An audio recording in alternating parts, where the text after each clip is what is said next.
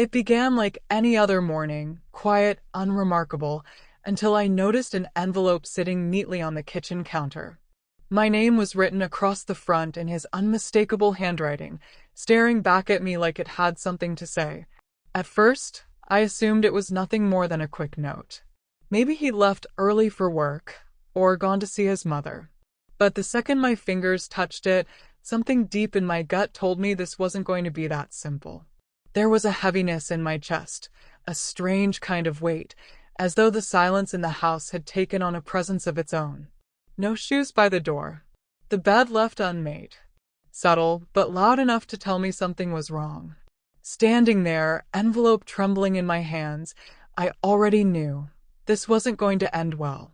It felt final somehow, like that uneasy stillness before a storm breaks, when the air itself seems to hold its breath.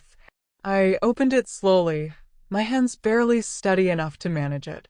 Just 2 words sat at the top of the page, sharp enough to take my breath away. Goodbye, Emmer. The rest read like a confession, but not his. Mine. Every sentence was calm, deliberate, and painfully clear. He wrote that he'd known for a long time, ever since that night I came home with someone else's cologne clinging to me. The night I said I'd been working late. He knew then. Every phone call taken behind closed doors, every extra shower, every so-called girls' night that wasn't. He'd seen through all of it. What crushed me most wasn't that he found out.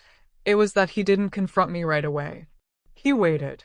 He gave me the space to tell him the truth, hoping I'd admit it. Instead, he watched me change into someone he couldn't recognize, someone he couldn't reach. Day by day, it wore him down, hollowing him out until there was nothing left to hold on to. He wrote that he didn't hate me. That was the part that hurt the most. If he'd screamed or raged, I could have taken it as punishment. But his words were steady, quiet, wounded yet composed. He said he loved me enough to let me go because staying would break us both. And in that moment, I knew. I had already broken everything.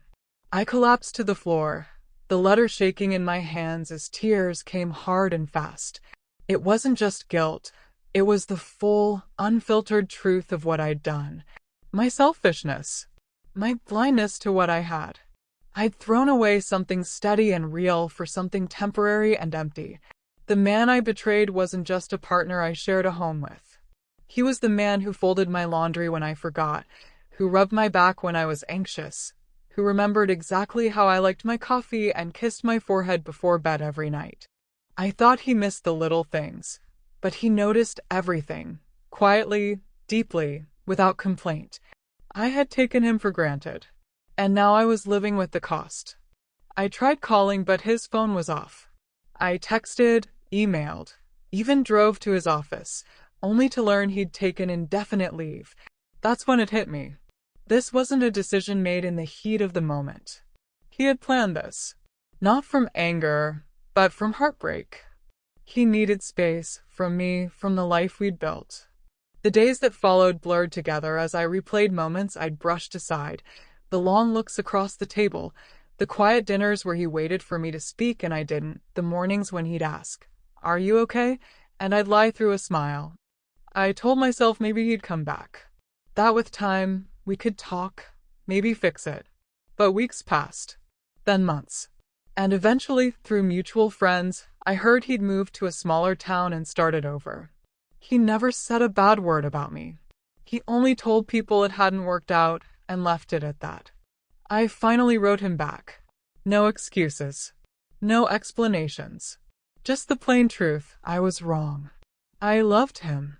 And I destroyed something beautiful because I didn't know how to hold on to real love. I never got a reply. I didn't expect one.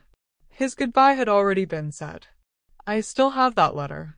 It's folded neatly, hidden away in a drawer I rarely open. It's a reminder of what love really is. Quiet, steady, and patient.